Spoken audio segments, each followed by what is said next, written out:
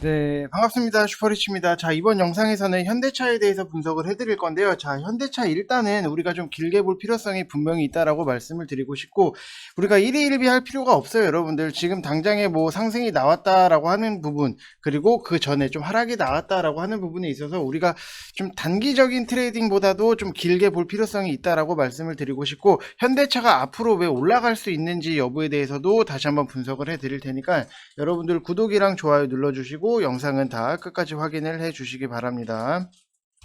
자, 일단은 뭐 현대차 차트를 보게 되면은 오늘 뭐 공매도가 다시 재개가 되면서 좀 올라왔다라고 보시면 될 것 같은데, 여러분들 공매도가 있기 전부터도 올라갈 수 있는 종목은 무조건 올라갈 수 있다라고 좀 생각을 하시면 될 것 같아요. 2008년도에 금융위기 때 이제 8개월 정도 좀 공매도 자체가 금지가 됐던 부분이 있었는데, 그때는 좀 추가적으로 좀 상승이 나왔다라고 보시면 될 것 같고, 그 다음에 2011년도 금융위기 때 우리가 좀 3개월 동안 이제 공매도 금지가 됐을 때 이후에는 추가 주가가 좀 하락을 했던 부분이 있었다라고 보시면은, 기간이 길었던 08년도에는 공매도 재개 후에 주가는 좋았고, 기간이 짧았던 이제 2011년도 같은 경우에는 공매도 재개 후에 주가가 안 좋았는데, 이번 공매도 금지 조치 같은 경우에는 2008년도보다도 긴 기간이므로 아주 좀 주가가 빠진다라고는 좀 보기 힘들지 않을까라고 좀 생각을 하고 있어요. 그래서 좀 우리가 계속해서 공매도에 대해서 좀 예민하게 반응을 하는 부분은 있는데, 분명히 다시 한번 말씀을 드리지만 어차피 실적이라든지 성장성이 좋은 회사들은 공매도가 있건 없건 충분히 올라갈 수 있는 상승의 여지는 있다라고 생각을 하시면 될 것 같습니다. 자, 그래서 오히려 해지 수단으로 확보가 된 이제 외국인들 입장에서는 한국 시장은 다시 매력적인 시장이 될 수 있기 때문에 외국인들의 좀 매수세도 분명히 유입에 있어서 우리가 좀 기대를 할 수 있는 부분 중에 하나다라고 생각을 하시면 될 것 같고, 시장 자체가 바뀌었기 때문에 당연히 과거에 공매도가 많았던 종목들 위주로 이제 공매도가 또 들어오고 그러지 않을 것 같습니다. 자, 그래서 일단은 뭐 현대차 같은 경우에는 우리가 2025년도까지는 무조건적으로 좀 끌고 가자라고 말씀을 드렸던 부분이 있는데, 최근에 차량용 반도체 부족 현상으로 인해서 굉장히 뭐 현대차 뭐 차질이라든지 실적적인 부분에 있어서 굉장히 좀 안 좋을 수도 있다라고 생각을 하시는 분들이 분명히 많이 계실 거예요.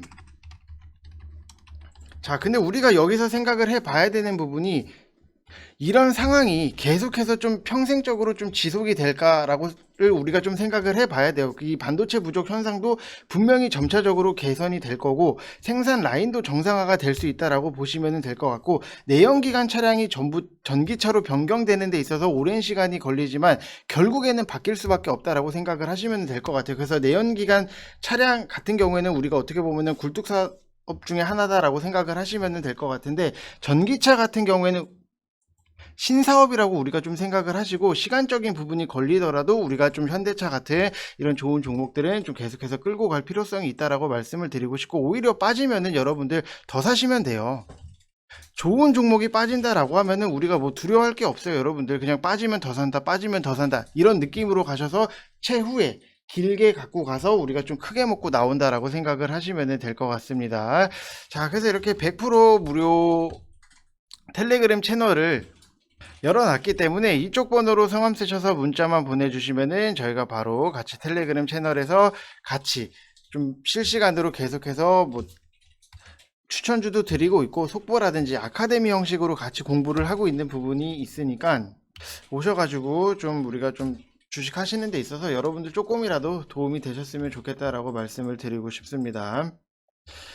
자, 그리고 우리가 실적적인 부분을 좀 놓고 봐야 된다라고 계속해서 좀 말씀을 드렸던 부분인데, 자, 현대차 같은 경우에는 실적 같은 부분에서도 분명히 뭐 4분기 때 그리고 3분기 때, 작년 3분기 때보다도 조금 매출액인 부분은 조금 아쉬워요. 매출액은 아쉽지만 영업이익 자체가 굉장히 잘 나왔다라고 보시면 될 것 같고, 전반적으로 이제 수요 회복이라든지 산업의 부가가치 증대로 인해서 기대가 반영이 될 수 있기 때문에 긍정적인 측면을 우리가 좀 많이 생각할 수 있는 종목 중에 하나가 현대차다라고 생각을 하시면 될 것 같아요. 그래서 1분기 실적만 감안을 하더라도 차량 제품 판매 뭐 믹스라든지 아니면은 뭐 믹스의 개선이라든지 물량 증가가 반영된 실적임을 반중에 보여주고 있다라고 생각을 하시면 될 것 같고, 특히나 수출 증가 같은 경우에도 이제 환율의 부정적인 영향에도 불구하고 호실적을 보여줬다라고 하는 부분을 좀 감안을 해 보면은 충분히 2분기 이후에도 성장 여력은 더 남아 있다라고 생각을 하시면 될 것 같습니다.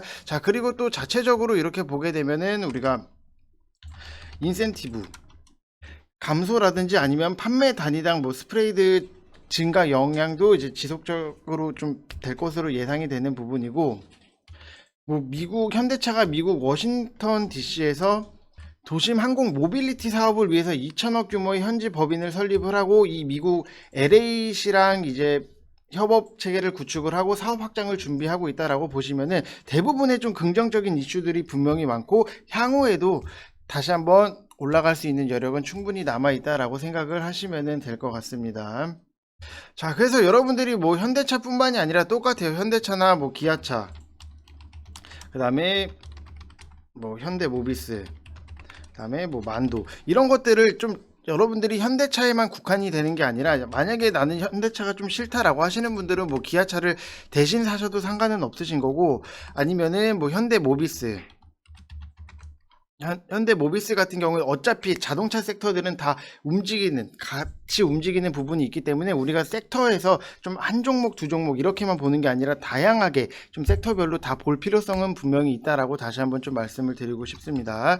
자, 그래서 뭐 만도 같은 경우에도 오늘 뭐 8% 이상의 상승이 나왔던 부분이 있기 때문에 이런 것들 여러분들 좀 공부를 하실 필요성이 분명히 있다라고 말씀을 드리고 싶고, 여러분들이 뭐 항상 TV에서 뭐 테마주는 굉장히 위험하다라고는 하지만 어떻게 보면 섹터별로 묶여 있는 게 테마예요. 그렇기 때문에 한 종목에 너무 여러분들이 빠지는 것보다도 좀 그 섹터에 있는 종목들에 대해서 다양하게 공부를 할 필요성은 분명히 있다라고 말씀을 다시 한번 드리고 싶습니다.